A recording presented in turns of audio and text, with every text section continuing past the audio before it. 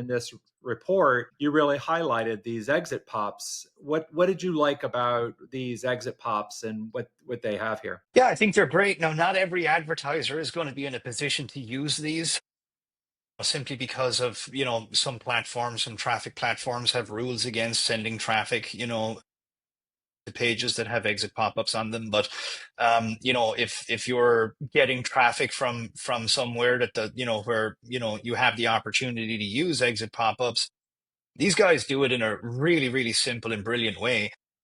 People that visit your website, everybody knows what retargeting is.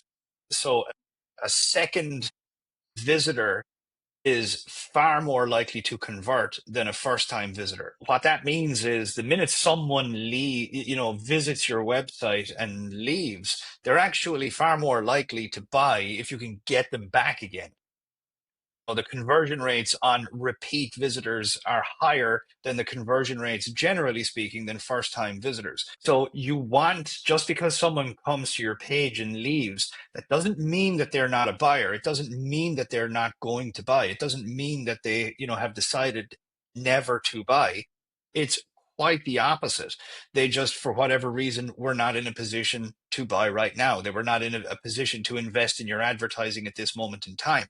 So capturing as much of those people as humanly possible is a very, very wise, very intelligent, very lucrative thing for you to do. So what these guys do is, you land on the page, you exit, up pops the top pop up there, and it offers these free plans. So you can get these free plans, you join their email list, and of course then they take you to a page that's actually a very optimized page. It's a fabulous page that kind of reignites people's interest and gets some sales there. This is the page that they take people to, and this whole page, you can see it's got a little banner on the right there, and that banner is designed to get them back into the sales message, and the copy underneath it there, or the copy to the left of it then, is again all designed to kind of pique interest, get people excited, and get them all jazzed up for buying the product. And you decide, hey, that's not for me, and you try to exit again.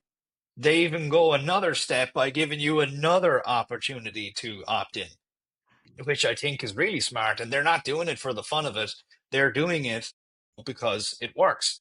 And it's a fabulous way to build an email list of targeted subscribers. And believe me, sales are coming from that email list. Again, the juice warrants the squeeze. And it's an interesting tactic to do a second pop-up, because if you think about it, it makes a lot of sense. Just because someone doesn't want whatever it is you're offering, that's just an offer.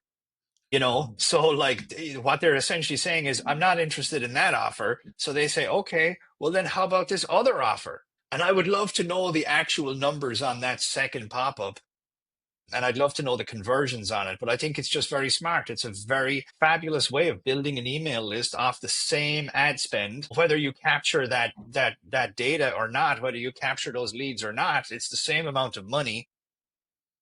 But this is a way that they are using to generate a lot more sales than what they otherwise would generate from precisely the same ad spend. So if you have the opportunity to do this, you absolutely should do it. It will unquestionably make you more money, provided you have a good email follow-up campaign in place, which